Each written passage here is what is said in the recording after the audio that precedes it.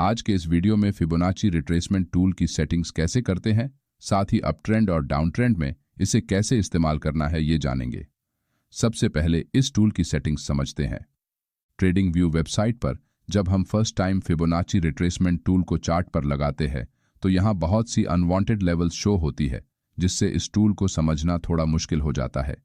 इसे ठीक करने के लिए हम फिबोनाची टूल सेटिंग पर जब क्लिक करते हैं तो सबसे पहले आपको इस पिक्चर में दिखाई देने वाली डिफ़ॉल्ट सेटिंग्स दिखेंगी, जिसमें सभी लेवल्स के सामने में टिक किया गया है।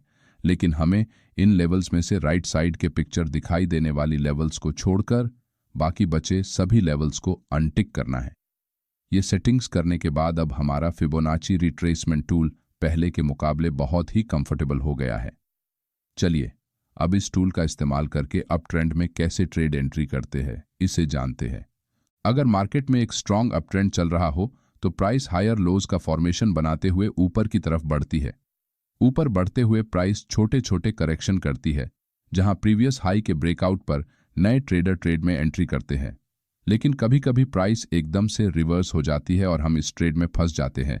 इसे रोकने के लिए हम फिबोनाची रिट्रेसमेंट टूल का इस्तेमाल करेंगे।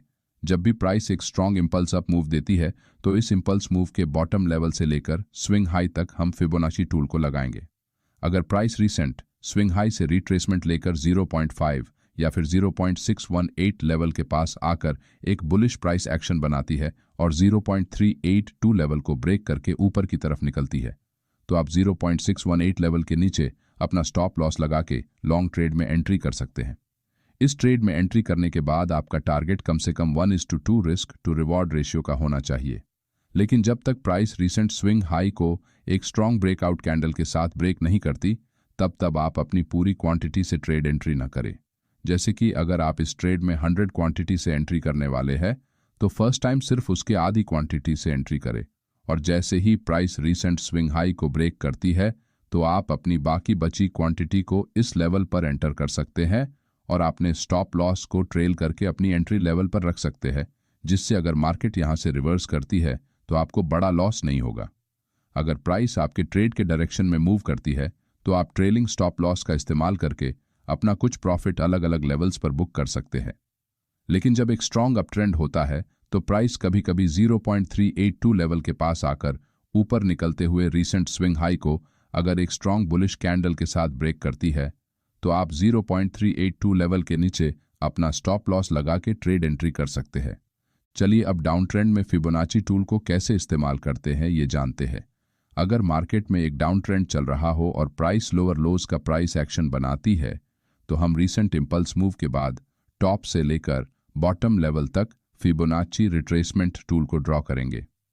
अगर प्राइस रीसेंट स्विंग लो से रिट्रेसमेंट लेकर 0.5 या फिर 0.618 लेवल के पास आकर एक बेरिश प्राइस एक्शन बनाती है और 0.382 लेवल को ब्रेक करके नीचे की तरफ निकलती है, तो आप 0.618 लेवल के ऊपर अपना स्टॉप लॉस लगा के शॉर्ट ट्रेड में एंट्री कर सकते हैं।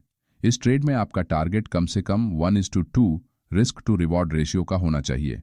लेकिन जब तक प्राइस रीसेंट स्विंग लोज को एक स्ट्रॉन्ग ब्रेकआउट कैंडल के साथ ब्रेक नहीं करती, तब आप अपनी पूरी क्वांटिटी से ट्रेड एंट्री ना करें। जैसे ही प्राइस रीसेंट स्विंग लोज को ब्रेक करती है तो आप बाकी बची क्वांटिटी को इस लेवल पर एंटर कर सकते हैं और अपने स्टॉप लॉस को ट्रेल करके अपनी एंट्री लेवल पर रख सकते हैं, जिससे अगर मार्केट यहां से रिवर्स करती है तो आपको बड़ा लॉस नहीं होगा। अगर प्राइस आपके ट्रेड के डायरेक्शन में डाउन साइड मूव करती है तो आप ट्रेलिंग स्टॉप लॉस का इस्तेमाल करके अपना कुछ प्रॉफिट अलग अलग लेवल्स पर बुक कर सकते हैं। अगर आपको हमारा ये वीडियो अच्छा लगा तो वीडियो को लाइक और चैनल को सब्सक्राइब करना ना भूलें। धन्यवाद।